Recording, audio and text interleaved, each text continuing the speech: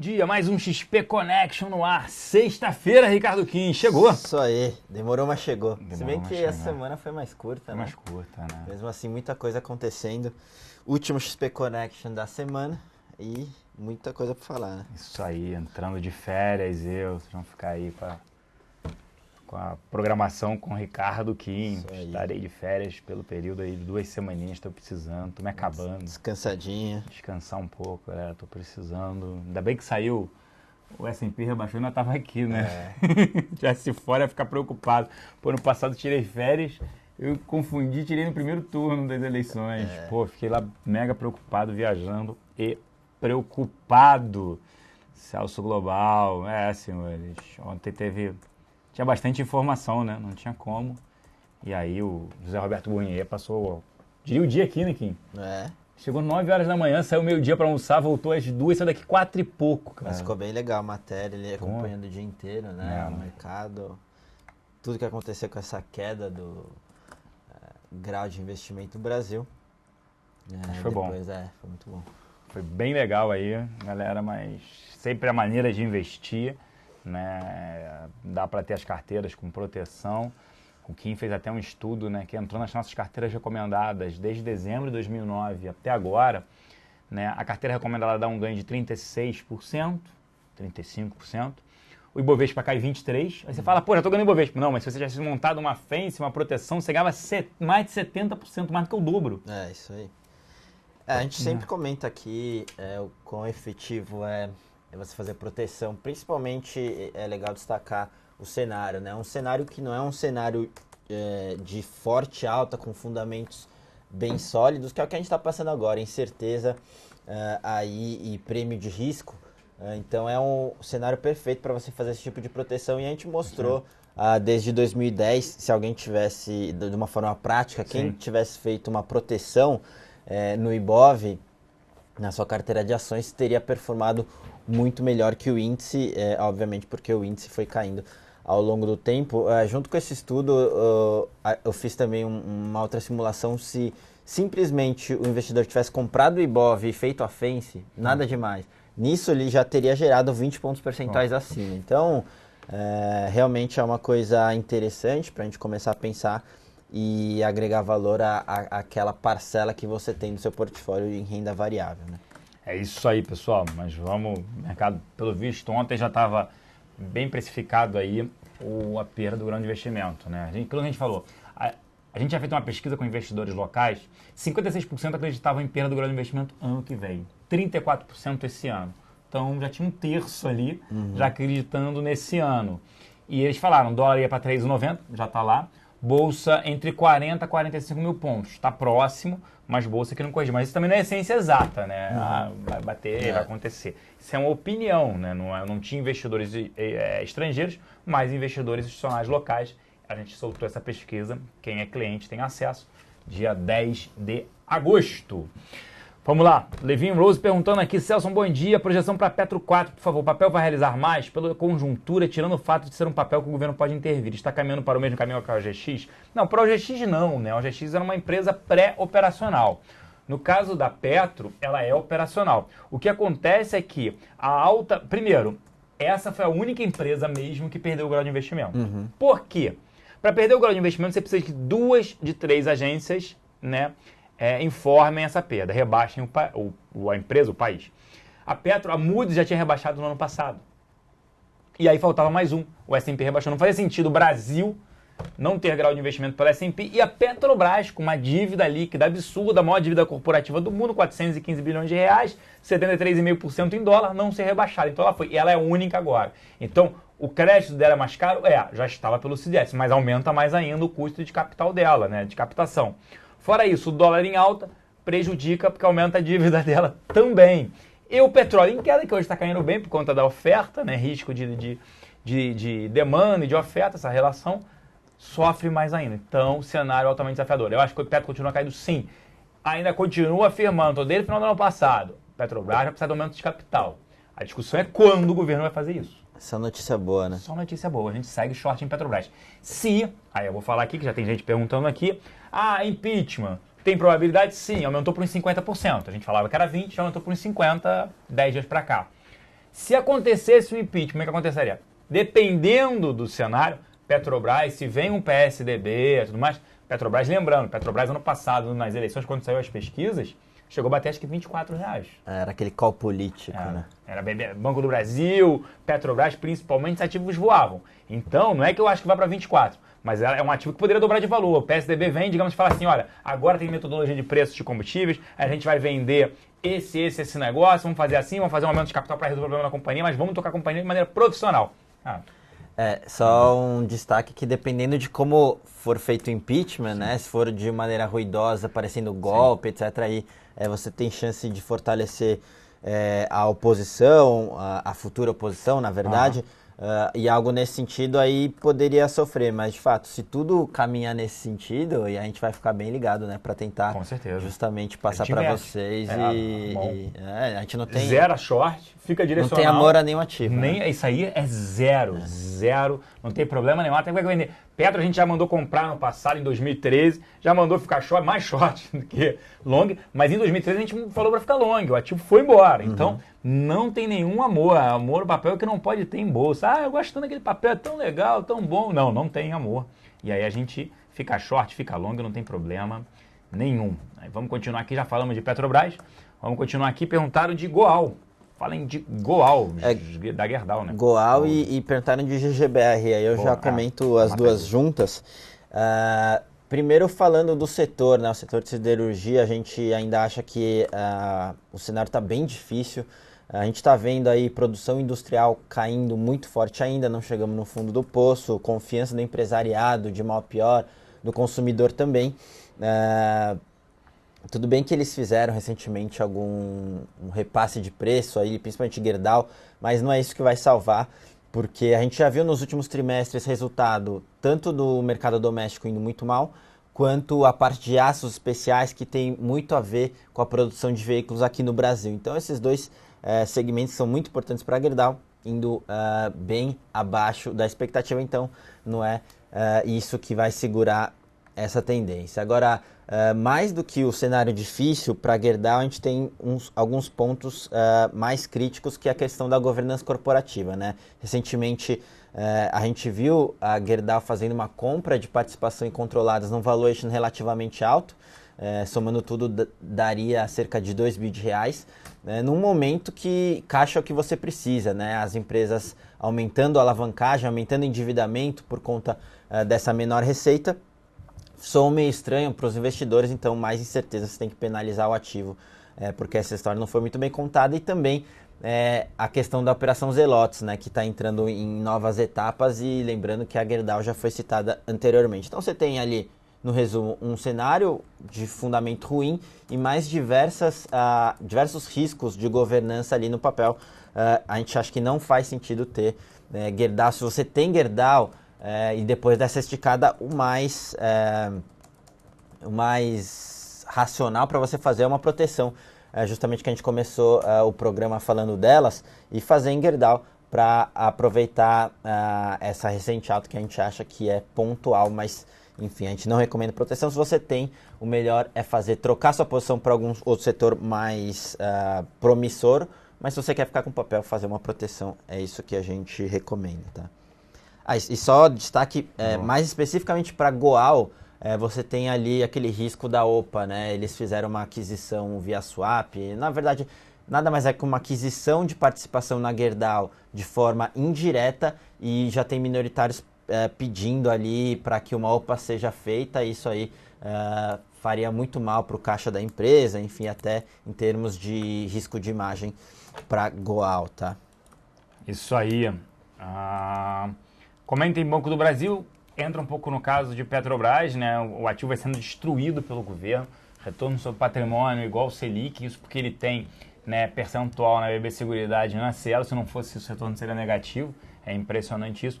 Na relação risco-retorno, a gente ainda segue preferindo Itaú, aí via Itaúsa, do que Banco do Brasil. Celso aqui em Sula 11, rompendo pico histórico, subindo forte. Ainda vale a pena entrar nela? Sim, a gente tem nas carteiras SMP, a gente pensa no médio prazo, longo prazo. A gente segue reiterando o call em Sula 11, um ativo extremamente também descontado do setor de seguros. O Levin Rose aqui, a oposição e até mesmo grande parte dos aliados do governo já avisaram que não querem mais pagar. passarem impostos nas votações. Como a Dilma não vai reduzir muito mais o gasto do governo, como fica os 0,70 de superávit? Se não vier as outras duas, a gente rebaixam o país na hora. Não temos saída para isso, pelo visto. Esse é o problema, né? Para aumentar impostos, se o imposto já existe, ela pode aumentar a alíquota, mas se o imposto não existe, é que é o problema.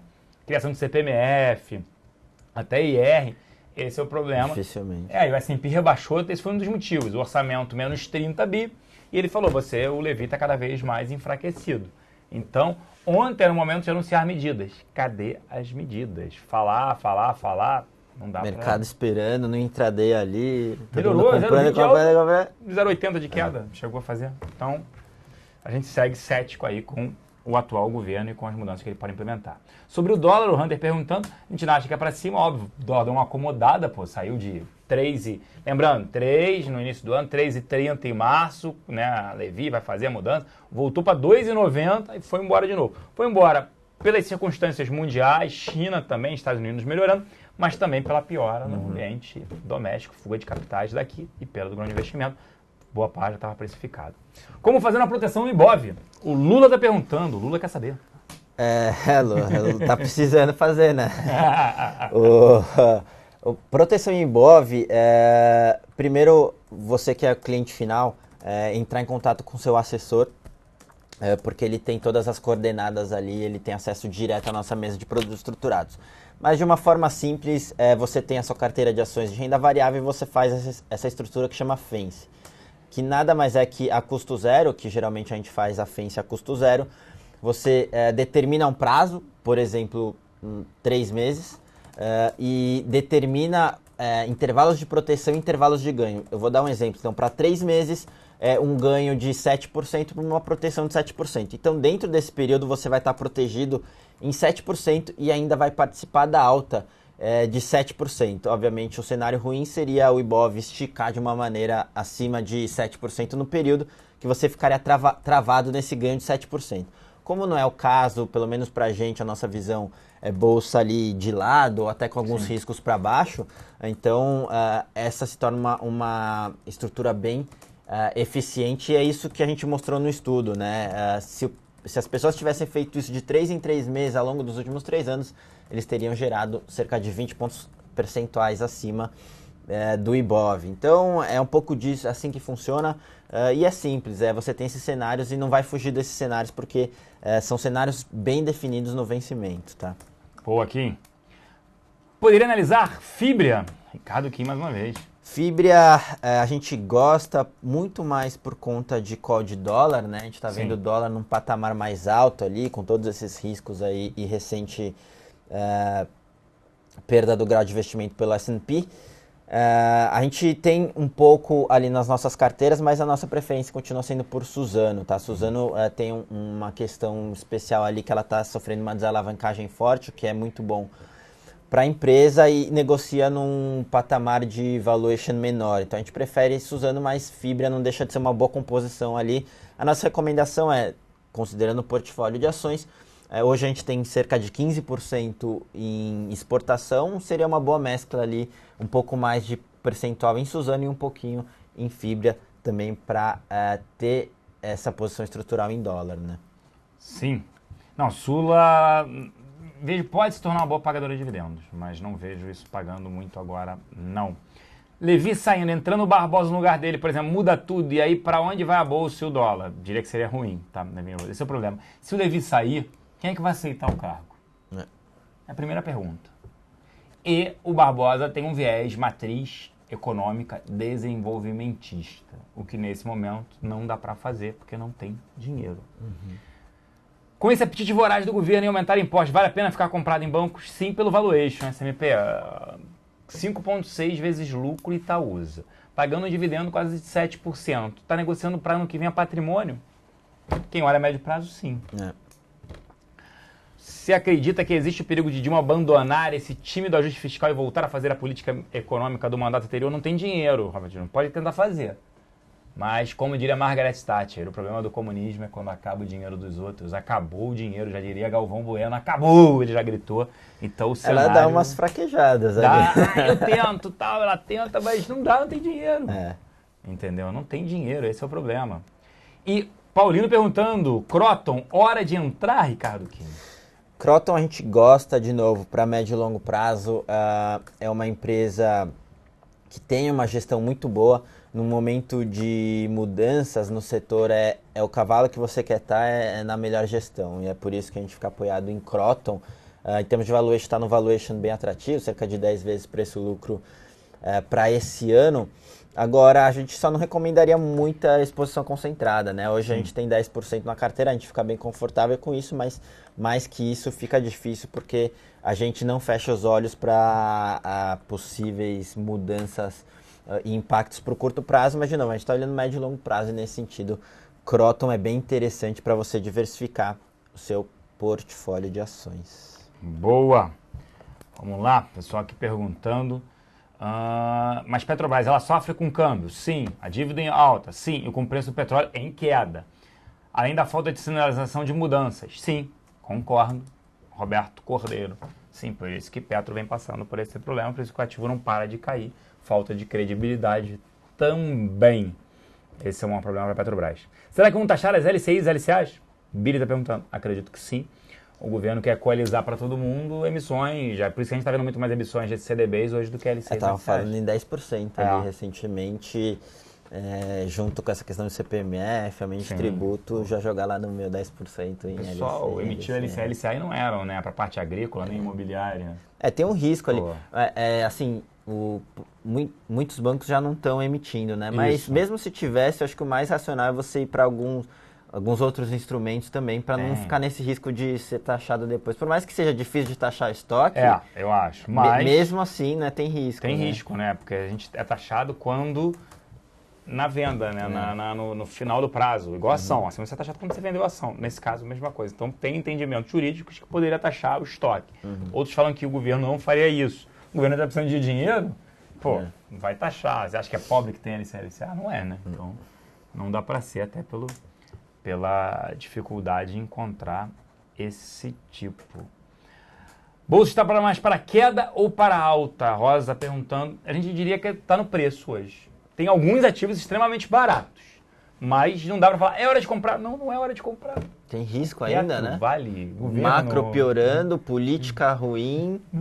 Assim, difícil, né, você... Não vejo. Preço sobre lucro também não está barganha. Então... tem gente que fala, já caiu bastante de fato, né? Sim, já está bem mais razoável. Agora, o timing é bem importante. Talvez fique lá por um bom tempo, né? Então, acho que a gente acha que está num nível mais razoável, mas tem muito risco aí pela frente. Com certeza. O que vocês acham de Mills? O Herbert perguntando. A gente não olha Mills. O que a gente poderia falar assim rapidamente, Herbert? O que um investidor institucional me falou é que ela está negociando assim, que se pegasse todo o maquinário dela, ela vendesse, ela parasse de operar e vendesse, ela estaria negociando 60% do valor do maquinário. Mas isso a gente já viu, é como se fosse o patrimônio, né? Então você tem Itaúsa a uma vez patrimônio. E, muito melhor, assim... Real estate. O business, o real estate está 20%. O business de bancos, né, nesse sentido, é muito melhor, mais resiliente, a dificuldade de entrada. Dos amigos, se alguém replicar, comprar máquina também, não vou comprar dela. Eu vou replicar esse negócio. Então, mas é um ativo barato, isso a gente não pode deixar de dizer. Mas tem outros ativos nessa relação risco-retorno melhor. Se a Dilma não tem dinheiro, ela vai mandar imprimir. Aí a previsão de queda da inflação vai para o espaço. Concordo, ela não vai mandar imprimir. Esse é o problema, SMP. Ela vai explodir a inflação. A pior coisa que tem para classe baixa é a inflação, gente. A inflação corrói a renda. A inflação altamente destrói valor de tudo. Esse IPCA, sua inflação não é de 9,5, 10, é mais. Já corrói a renda, você vai comprar mais e fala, caramba, já subiu de novo. Imagina um cara de baixa renda que tinha acesso à proteína, à carne, fala, caramba, não posso levar. Você tem o dinheiro contado no mês para fazer supermercado e levou 80%. Aí a luz subiu, o combustível subiu, o cara fala, tá tudo subindo. Aí o alimento subiu por conta da logística do combustível. Aí o cara fala, não posso mais comprar o que eu comprava. Não. Aí isso que você falou. Ele só tem R$200, só que ele não tem mais 200, ele tem 180 para levar porque a energia, o restante corroeu. 180, ele compra menos produto do que antes 180. Então deteriora muito. Se ela fizer isso, é tiro no pé. Neto Trader, Gafisa, qual o preço-alvo? A gente não tem um preço-alvo para Gafisa. A gente não recomenda exposição no setor de real estate. Por tudo até que o Kim agora mencionou. Sendo altamente desafiador, alta de juros, índice de confiança da população em baixa, desemprego. não entre no setor de real estate, vamos esperar. O Javier perguntou aqui, a pergunta ingênua, por que o PSDB e não o Temer e o PMDB assumindo? Porque lembra lá do Itamar Franco, né? Eu sou mais velho, estou lembrando, lembro bem, naquela época, ele chamou o FHC, o PSDB, para governar. Eles sabem disso. Eu digo até isso porque em julho a gente teve a Exper, né, a nossa feira anual, mais de 1.500 pessoas, diversos palestrantes internacionais, e um palestrante econômico brasileiro com quem eu já trabalhei, adoro ele, economista fantástico, ele falou, o PMDB me ligou pedindo para formatar uma agenda econômica, ou seja, o PMDB não tem uma agenda econômica, sendo vice. Então precisaria ter alguém, e aí é muito mais fácil, você chama um aliado, e precisa de aliado, nós vivemos num presidencialismo de coalizão, chama o PSDB, me ajuda a governar, toca aí a parte de economia, eu faço o restante. Por isso que a gente coloca, entendeu? Deixa eu ver, agora eu tenho que pegar perguntas aqui que eu...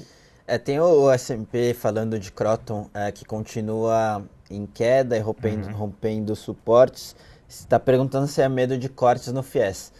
Tem um pouco disso, sim, com toda essa questão de déficit no orçamento ali para 2016, etc. Você traz à tona muito essa questão de urgência para corte de gastos e, invariavelmente, você pode ter algum respingo ali no FIES. Lembrando que eles já garantiram um orçamento para o ano que vem, para o FIES, o que foi uma notícia boa para o setor, mas, como eu tinha dito, no curto prazo isso vai continuar trazendo volatilidade.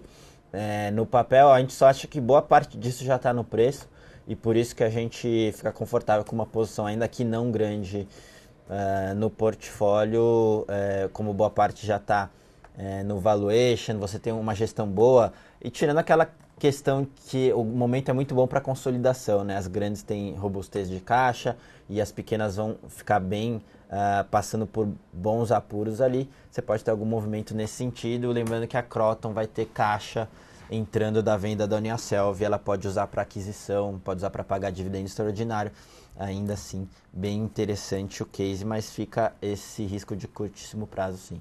Várias perguntas, mais na parte de alocação econômica. Vamos lá. Vale a pena aumentar a exposição em pré-fixado para acima de 10% do portfólio, perfil conservador? Sim, na nossa opinião é o seguinte, o nosso traço macroeconômico, até a gente divulgou hoje, quem é cliente vai ter acesso, a taxa de juros a gente não acredita que suba no atual momento, mesmo com a alta do dólar. Então, pré-fixado que estão com os prêmios, aumentaria pré-fixado sim. Isso se você vai carregar até o vencimento, seria bem interessante, né? Aproveitar, né, essa abertura de curva que teve. 15, 16, 17%, me falam que tem um CDB de 17%. Exatamente. De novo, a gente nunca recomendou ali para um perfil principalmente conservador uma posição grande em pré, porque você está tomando um risco ali. Sim. Agora, você aproveitar essa abertura de curva e aumentar um pouco o seu share no portfólio, acho que é bem saudável, e se você carrega até o vencimento, você já garante ali, por exemplo, 17%, 16% e alguma coisa por cento. Lembra que a maior parte do seu portfólio vai estar pós ali e vai variar de acordo com a taxa Selic e CDI. Então, é uma postura interessante ali sim, você fazer algum movimento nesse tipo e aproveitar essa oportunidade. Isso, e aproveitem CDBs, debêntures incentivadas, na plataforma aberta da XP tem de tudo que é tipo de produto interessante. Nós somos uma plataforma aberta, lembrando sempre. Pessoal perguntando muito de ouro. Ouro é quando dá desgraça geral. A gente no início do ano, né, foi no final do ano passado, foi no início do ano, né, o capital protegido em ouro. A gente até falou sobre ouro num cenário de aversão a risco, o pessoal corre para ouro. Não vejo esse cenário agora, porque tem diversos ativos depreciados. E, não é que o ouro tende a apresentar um desempenho mais acima da Selic. Eu acho difícil olhando 2 anos. Pode acontecer. A gente aqui prefere investimento em renda fixa. Né? O carrego é forte ali. Dá 30%, mais 30%. Esse 17% em 2 anos, você está falando em 35%, cara. A única questão que seria ali seria a diversificação, né? Mas talvez seja melhor um portfólio balanceado de renda fixa, com internacionalização, dólar. Se quiser alguma coisinha em ação protegida, alguma coisa nesse sentido, capital protegido também, do que você ficar exposto ali diretamente a ouro. Talvez tenha formas mais eficientes e operacionalmente mais fáceis, né? Concordo. O Ian está perguntando aqui, né? da RJ até Investimentos. Se não me falha a memória, existe uma norma que diz que os fundos de pensão e FGTS podem investir em ações em bolsa, desde que tal empresa tenha um grau de investimento. É fato que hoje o valor de ações da Petrobras, que pertence a esses fundos, é enorme. Como fica essa situação agora que a Petrobras perdeu de fato o grau de investimento? Né? A gente falou isso no início. Os fundos de pensão não, eles podem investir em ações sem ser grau de investimento, porque no passado não era grau de investimento do Brasil e vários fundos de pensão tinham diversas aplicações em diversas ações. O FGTS tem que checar, mas eu acho que o FGTS não tem essa regra. Isso aí é para fundos de pensão lá fora, em alguns países, Noruega, Canadá. Por que eu digo isso? Porque quando teve o aumento de capital na Petro, o Brasil não era, nem a Petrobras era um grau de investimento. E o FGTS comprou. Então, acho que essa regra não serve para FGTS nem fundos de pensão no Brasil, porque não eram. Então, como é que eles aplicariam em ações? Lá para fora, sim. Só que, sempre eu faço essa pergunta para vocês, devolvo. Se você fosse um gestor, já sabendo provavelmente que o Brasil perderia o grau de investimento, você manteria 100% da sua posição no Brasil? Não. Você já teria reduzido. A recomendação sobre o real estate também é para não entrar em fundo imobiliário. Tem alguns fundos de investimento imobiliário que valem a pena, mas é caso a caso, ver região, tudo mais, tal. Todo mundo fala assim, tem bolha imobiliária, tal. Não acredito em bolha imobiliária, mas tem que pesquisar caso a caso. Vamos nos tornar uma Grécia? Não. Não seremos a Grécia da América Latina, né? Aí tem PMDB, oposição.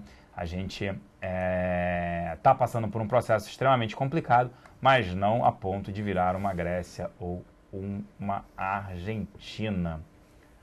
Tá bom? Isso aí. Estou tentando pegar aqui. Celso, estão falando que a Dilma vai renunciar e deixar para o próximo governo e aí se tornar oposição forte. Eu acho que se ela renunciar, ela some, ela desaparece, né? Eu acho que ela some e se ela renunciasse, o bolso poderia andar, tudo isso. O que se fala agora, que a gente tem ouvido pelo menos, é que o PT e o Lula querem mais, é que, cara, entrega o governo, sai fora, já estão se distanciando. Total. Ele fala toda hora que ela tá errada. O discurso dele agora não vejo nenhum sentido em corte de gastos. Sim. A classe menor foi o que ajudou a gente no passado, então a gente tem que suportar eles. E já querendo manter a sua popularidade ali na rua, caso haja alguma questão de impeachment, nesse sentido aí já está pronto ali, ou mais armado, né, para ir para a rua, enfim, falar, se tornar uma posição bem forte para mais para frente. Né? Mas você vai ter a informação aqui, recebi por e-mail, e aí uma informação relevante. Já 3 pessoas me mandaram o e-mail a respeito, né, do nosso ex-presidente Lula, de que Lula é suspeito de ter se beneficiado do petróleo, diz Polícia Federal. Em razão das suspeitas, polícia pediu ao STF autorização para tomar depoimento do ex-presidente. Primeira pergunta é, por que tem que ter autorização ao STF, dado que ele não tem mais foro privilegiado, a princípio. Mas estavam se falando disso aqui, em razão de suspeitas da polícia, Lula seria chamado para depor, teria se beneficiado do petrolão. Tem que investigar todo mundo, né? Acho que... Mas vamos lá. E se Mercadante sair, como fica a bolsa? Depende de quem vai colocar. Quem é que vai lá? Fala em Jacques Wagner. Cátia Abreu, eu não vejo nenhuma mudança, não. Não vejo nenhuma mudança, não. Mas a sinalização é marginalmente positiva, né? Pelo menos está querendo mexer ali, porque o Mercadante parece, de certa forma, insustentável ali no momento atual, né? Não vejo muitas mudanças. Celso, com essas vendas de dólares das reservas, não pode ser um tiro no pé do BC, visto que o único fato de outras não terem rebaixado o Brasil em relação às reservas elevadas? Acho que ele também não vai entrar, não. Ontem vendeu 1,5 bilhão. Não é nenhum volume absurdo. Não acho que vai entrar nessa briga, não, porque senão tende a perder. Movimentos de especuladores internacionais poderiam fazer o Banco Central aqui se arrebentar. E se não seria inteligente ela renunciar e deixar para o próximo presidente medidas duras, já eles ressurgindo como oposição? Sim, mas o cenário está tão ruim, né? Não sei se eles conseguiram, perderam muita força, né? E aí ela renunciando, ainda dando esse carinho. Vamos usar isso. De novo ela vai entrar e vai renunciar. É difícil. E se o papel da vez, se Dilma cair, Banco do Brasil, Petrobras, os ativos ali do governo, sim, tá? Então esse é um problema, sim. É melhor investir em pré-fixado a 16,5 de um banco pequeno, com vencimento para 4 anos, ou um pré-LTN para 4 anos a 15,10. Qual seria a melhor opção? É protegido pela FGC. Então, o banco, mesmo sendo ele pequeno, né, você tem o FGC garantindo ali. Depende de qual que é o montante, né, também. Também, você pode diversificar. Não vai botar num só mais de 200 mil, gente. Mas até 250, eu sei, mas por isso. Se você botar 200 mil aqui é 30%, em 4 anos até mais. Né? E você está falando aqui com 60%. Aí você tem que botar bem menos. Faz a conta de quanto é que seria no vencimento, 250 mil. E joga percentual para baixo. Primeiro precisa ver qual que é o seu perfil e quanto do seu portfólio você vai ficar alocado em pré. Isso. E segundo é ver essa questão do FGC, mas dado isso, o melhor seria se diversificar. Só uma questão para a LTN, que você tem algumas taxas adicionais, geralmente, né, de custódia, etc. Então você tem que colocar isso na conta para ver no líquido. Isso, boa. 0,40. Como o pré-fixado de um banco pequeno ele está protegido pelo FGC, supondo que você está colocando menos de 250 mil, é legal você, né, diversificar ali em algumas LT, em alguns pré-fixados ali rendendo bastante. Talvez também você diversificar e colocar uma liquidez menor também. Na verdade, um prazo de liquidez menor, porque 4 anos você está travando bem, e ficando pré-4 anos, você está assumindo um risco bem razoável. Então, é tudo isso que você tem que ver. Mas se tivesse que fazer uma comparação pura ali, falando de menos de 200 mil reais, olhando para LTN e pré-fixado, contando que a LTN rende menos e mais as taxas adicionais de custódia, acho que vale a pena aí você investir, né, em alguns bancos menores protegidos pelo FGC. Bem explicado. Aproveitar esse momento, gente, de taxas elevadas. Você está perguntando se Pomo, Marco Polo e Randon, a longo prazo, melhor que Itaúsa, risco retorno melhor? Não é melhor, não é melhor. O Kim até que olha essa parte de bem de capital, mas, Itaúsa do jeito que tá, gente, tá muito barato, com um risco muito menor. Pode até ser que Marco Polo e Randon poderia ser até que estivesse com um valuation mais atrativo, mas o risco é muito maior, né, Kim? Você pode ver a cotação e falar, nossa, caiu muito, pode subir de uma forma impressionante. Só que, como o Celso falou, tudo depende de risco-retorno, né? O retorno até pode parecer maior, mas o risco é maior também. Você tem todo esse cenário macroeconômico que a gente está vivendo, tende a impactar negativamente muito mais Pomo, Rapt, IOSP, etc., do que um Itaú, que tem uma posição totalmente consolidada ali e se mostra, de certa forma, resiliente. Se a gente for ver nos primeiros resultados, Marco Polo, Randon, etc., tiveram resultados muito ruins e Itaú, resultados bons ali. Então, em termos de risco-retorno, não dá para comparar realmente, a gente prefere Itaú. E aí até perguntaram se era melhor impeachment ou renúncia. Lembrando que o Collor, quando teve impeachment, ele renunciou.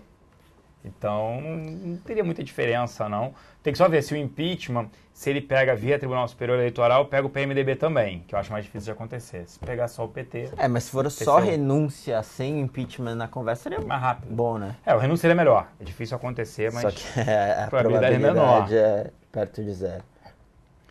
Se a CID já foi resolvido, não vi nada. A gente está aqui até hoje subindo agora 65%. Itaúsa no momento iria de Itaúsa.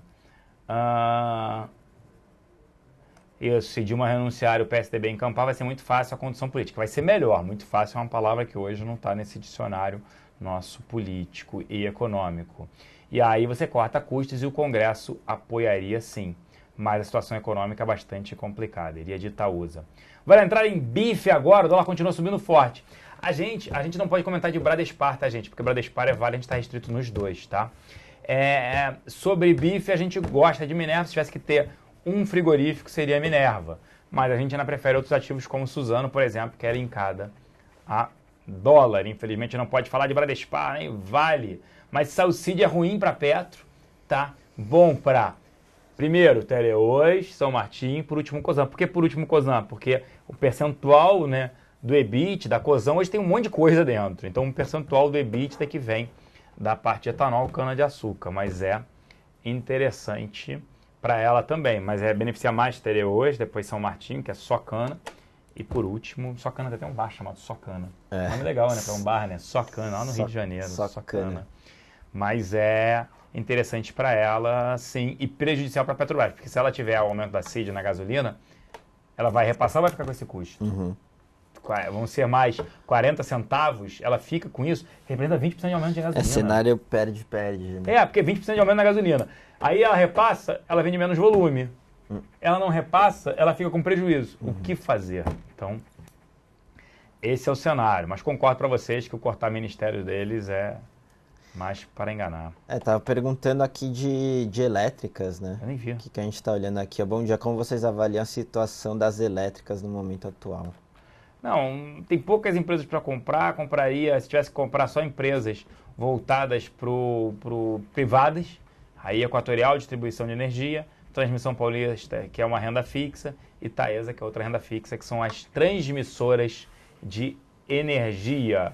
Quais as melhores alternativas para investir nos Estados Unidos? Tem várias. Abra sua conta na XP com investimento mínimo de $100 mil. Você consegue internacionalizar, abrir a conta lá e aí tem diversos. Você consegue tirar dinheiro lá. Você vai precisar de viagem, você tira dinheiro lá, não paga o IOF daqui. Você pode pegar um empréstimo com 3% de taxa ao ano de juros. Interessantíssimo, sim. Acho que uma alternativa interessante ali, não a única, mas bonds lá de empresas brasileiras, né? A empresa está quebrada, a empresa não vai quebrar. Porque o que é? Eles estão pagando a variação do dólar mais 6, 7% ao ano. Pô, tem umas interessante, interessantes, né? Pra caramba. CSN não, mas tem Gerdau. Acho que tem muita coisa para fazer, né? Para fazer. Abra conta lá. A gente tem assessores ali, suporte na SP Securities, né? Que podem ajudar vocês nesse sentido. É só entrar em contato com o assessor daqui para ver como que é esse trâmite todo. Mas é bem interessante, sim, fazer esse movimento, né, de internacionalização. E só para explicar, né? Essa é a menor taxa, né? É o menor valor mínimo aí dentre outros bancos, nós não somos bancos, e outros lugares de investimentos. SMP já comentei de BIF, não podemos comentar sobre Bradespar, CEMIG não teria, e falar de preço de minério, estão perguntando aqui. Bom, preço de minério a gente ainda acha que deve sofrer pressão, né? A gente está vendo primeiro a China desacelerando na parte da demanda, maior consumidor de minério de ferro, e por outro lado, você tem a capacidade global aumentando muito, com Vale, Rio Tinto, BHP, então essa dinâmica aí deve continuar pressionando o minério, ou pelo menos mantendo ele num patamar baixo, é o que a gente olha para o setor, né? Sem muito otimismo. Isso, a gente vai ter que ficar por aqui, que mais do que estourou o tempo, não invistam, agora mercado de novos, cenário ruim, já falamos mais cedo, hipermarcas acho que vem sofrendo mais por conta aí da consolidação do setor de drogarias no país, que tem de pressionar o preço para essas empresas. Então já falamos de Petro, sim, Will Canhete, foi a primeira que nós falamos, a gente já está com tempo esgotado, a gente vai se encerrando por aqui. Eu vou tirar férias, 2 semanas fico de fora, o Kim toca aqui com essa discussão parte macro, micro também junto com o Gustavo Cruz.